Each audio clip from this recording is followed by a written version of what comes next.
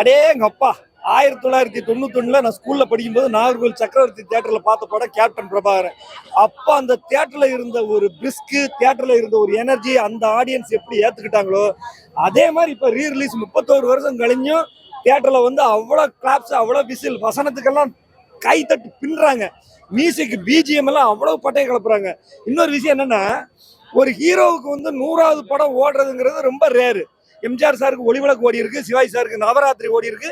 நிறைய ஹீரோக்களுக்கு வந்து 100வது படம் அட்டர் ஃபிளாப் ஆயிருக்கு, ஓடாம போயிருக்கு. ஆனா கேப்டனுக்கு வந்து இந்த 100வது படம் வந்து கிட்டத்தட்ட ஒரு சோலை மாதிரி. இன்னொரு விஷயம், ஒரு ஹீரோ நடிச்சான்னா வில்லனோட கேரக்டர் கொஞ்சம் டம்மி பண்ணிடுவாங்க, கொஞ்சம் டம்மி பண்ணிட்டு ஹீரோ கேரக்டர் அப்படி வைக்கிற மாதிரி தான் மேக்சிமம் ஹீரோக்கள் அப்படிதான் பண்ணுவாங்க. ஆனா கேப்டன் படத்தை பொறுத்த வரைக்கும் கேப்டனுக்கு என்ன ஈக்குவல் இருக்கோ அதே மாதிரி வில்லனுக்கு இருக்கும். எப்படின்னு பாத்தீங்கன்னா, புலன் விசாரணையில சரத்குமார் சார் பாத்தீங்கன்னா ஹீரோவுக்கு ஈக்குவலான வில்லன். அதே மாதிரி கேப்டன் பிரபாகரன்ல மன்சூர் அலியான் சார் ஹீரோவுக்கு ஈக்குவலான வில்லன். அதே மாதிரி சத்ரியன்ல பாத்தீங்கன்னா திலகன் ஹீரோவுக்கு ஈக்குவலான வில்லன். மாநகர காவல் ஆனந்தராஜ் சார் ஹீரோவுக்கு ஈக்குவலான வில்லன். இப்ப இருக்கிற எந்த படத்துலயுமே ஹீரோவுக்கு ஈக்குவலா வில்லனை கொடுக்க மாட்டாங்க. அதே மாதிரி ஒரு படத்துல 2 சாங் கேப்டன் பிரபாகரன்ல 2 சாங், 2 சாங்குமே ஹீரோவுக்கு கிடையாது. எந்த ஹீரோ ஒத்துக்குவாங்க இப்போ?